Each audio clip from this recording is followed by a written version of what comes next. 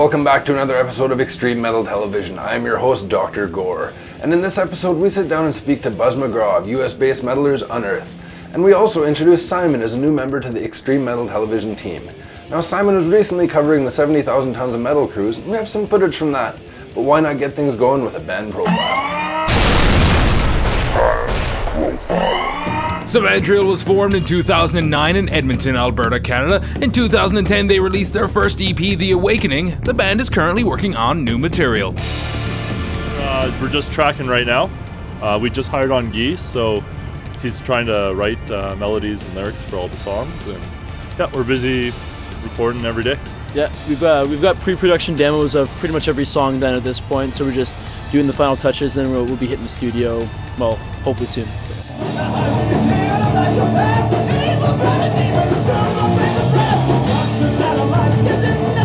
Well, speaking of the new singer, you guys a pretty major shift from female operatic vocals to more of a power metal, a male vocal power metal style. How has that affected the writing process of the new album? We were a little bit worried at first about the difference in like vocal ranges, but it turned out to actually not be too bad at all when we put Guy with the old songs rather. So I don't think it's going to be too big of an issue. But. Yeah, we had to rework some parts, change the delivery a little bit, and of course, the key, just for the melodies that I would sing. But I think it's been a pretty smooth transition.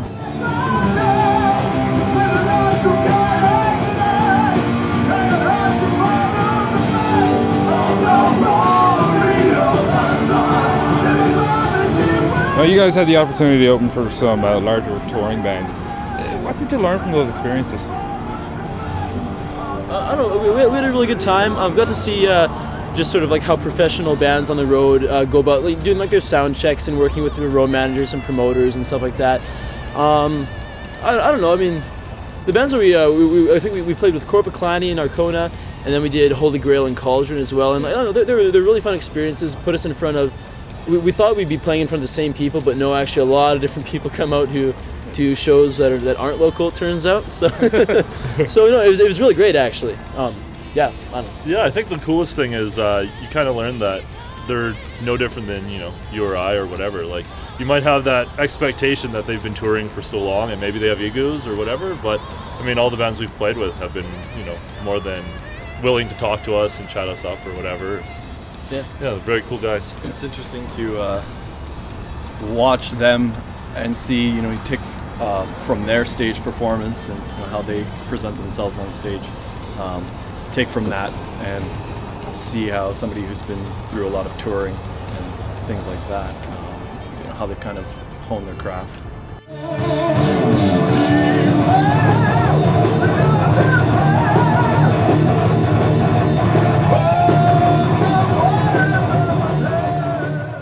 Can't wait to hear some new music from Samandriel. Those guys put on one hell of a live show. A big special thanks goes out to Criticos vocalist Sin, who did the camera work during that interview. Check Criticos out, they're a killer death metal band.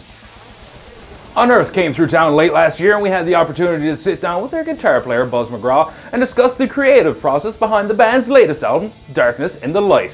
It was a little bit different this time around because we wrote it without a drummer, so that's kind of something that we've never done before. I was like, hey, it's perfect time to kick out your drummer, like right before you're gonna write a record. But it worked out good because Ken got real crafty with the drum programming and all that, and basically I would just show up at his house, throw riffs down, and he programmed beats to it. He had his own demos that he had already worked out. It's more efficient that way, I feel, like rather than sitting the original format of just grinding it out in a room with a drummer. Like, nope, it's this way. Like, say I have a particular riff that's, weird picking pattern that I want him to match the kick drums up with. He's going to get that into his head. Whereas now it's like, all right, we'll just program it, send it to the drummer, let him figure it out on his own, come in, be way more efficient. So, that's kind of how the music took shape. And once we got all the demos straight, we sent it off to Justin Foley, who played drums on the record. And he learned it on, he practiced on his own, and flew him in, he banged up the drums, and then we did the guitar solo.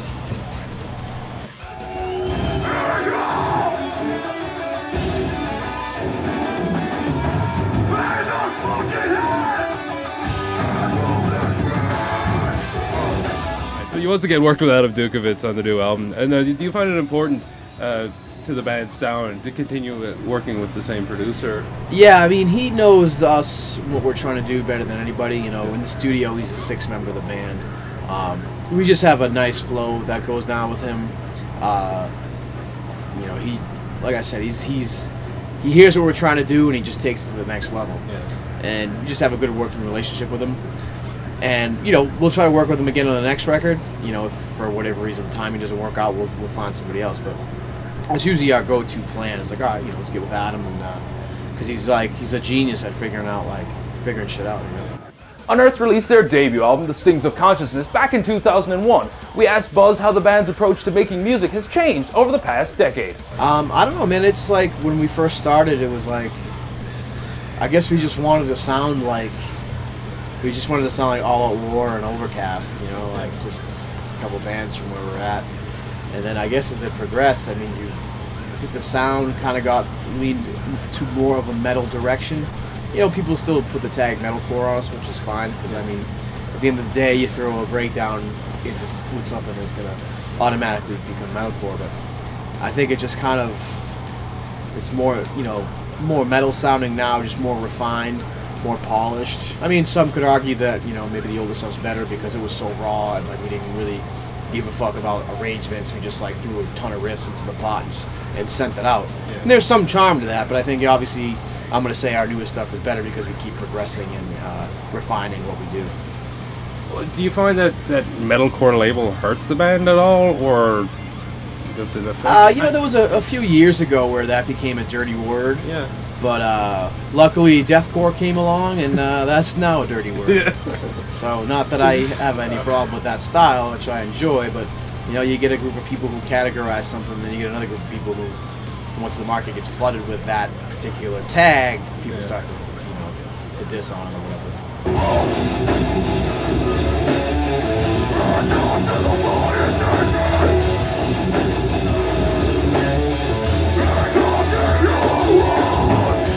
How do you deal with the fact that you put a lot of work into making a record, the release date is set, and then the album shows up on the internet before it's even hit store shelves?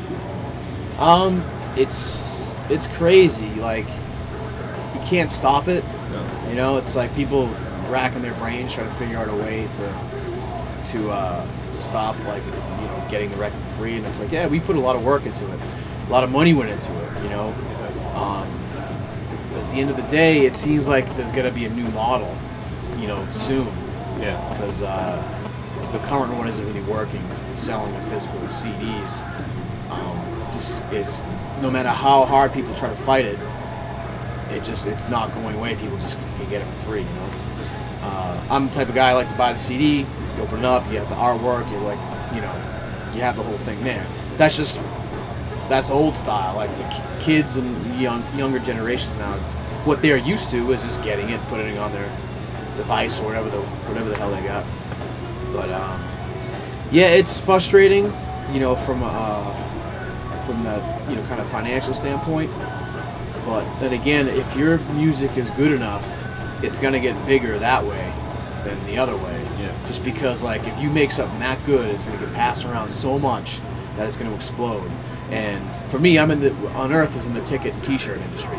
You know, we put out the record, hopefully people buy it, but our main focus is to get people into the building to buy a shirt and have a good time at the show. And that's, you know, how we make money if we do it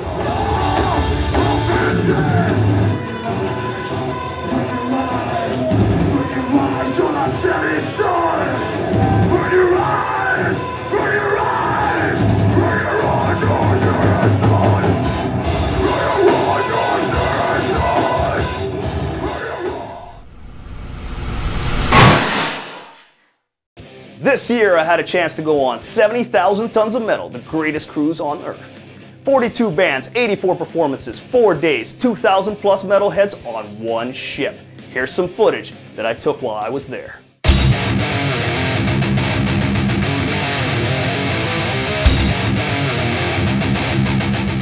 Monday, January 23rd, we boarded what would be our home for the next 4 days, the Majesty of the Seas, which I redubbed the Majesty of Metal. Everyone was fairly quiet as we made our way on board in anticipation of what would be the best 4 days of our lives. There were 3 stages aboard the ship: the Spectrum Lounge, which gave you a bar next door kind of feel; the Chorus Line Theater, a split level, old school theater style with a mosh pit at the front; the Pool Stage, where you could take a dip in the pool, soak in the hot tub, have some fun in the sun, or listen to some metal under the stars. What can you tell me about the experience from last year? Not this year so far, but last year. Extreme. It's extreme. Need a vacation from the vacation. A vacation? You need a vacation from a vacation. Yeah, definitely tiring, not much sleep, non-stop metal.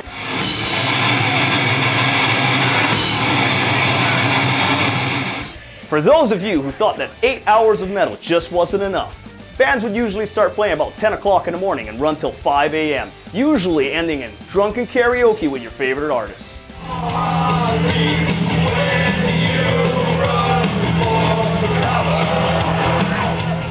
A personal favorite memory of this year, I'm a fan of Camelot, the band Camelot from the States, and right now they are on tour with Fabio Leone from Rhapsody on vocals, and I'm a big fan of Rhapsody, and I've never seen it before, so getting to see Camelot with Fabio on vocals was a big thing.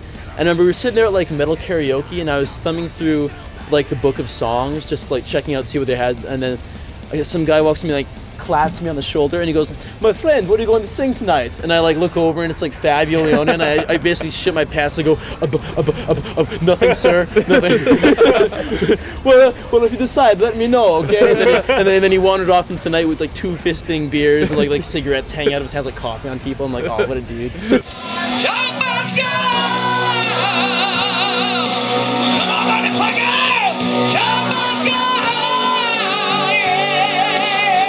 70,000 Tons of Metal is unlike any festival you'll ever experience. You get to drink with your favorite artists, chat with them, and even hang out. Hell, if you want a photo opportunity, yeah, go right ahead. Usually they're in the right frame of mind.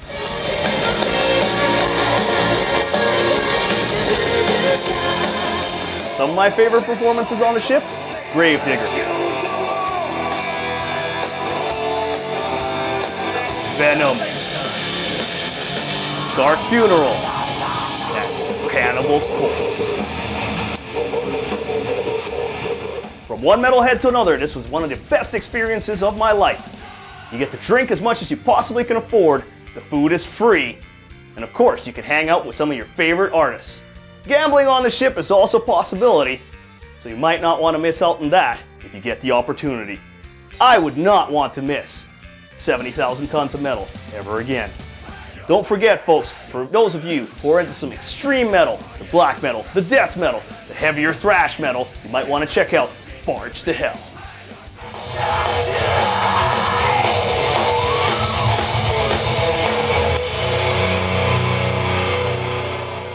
Alright, that is going to do it for another episode of Extreme Metal Television. I would like to thank you all for checking it out, and I'd like to thank my co-hosts King and Simon for all of their hard work. And since 70,000 Tons of Metal marked the end of God Dethrone's illustrious career, why not end the show off with some of that footage?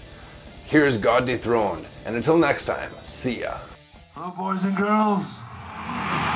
We're about to witness the last God Dethroned concert ever.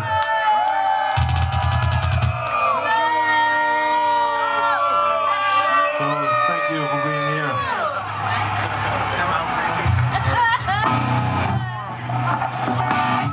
This one's called Poison the Fog.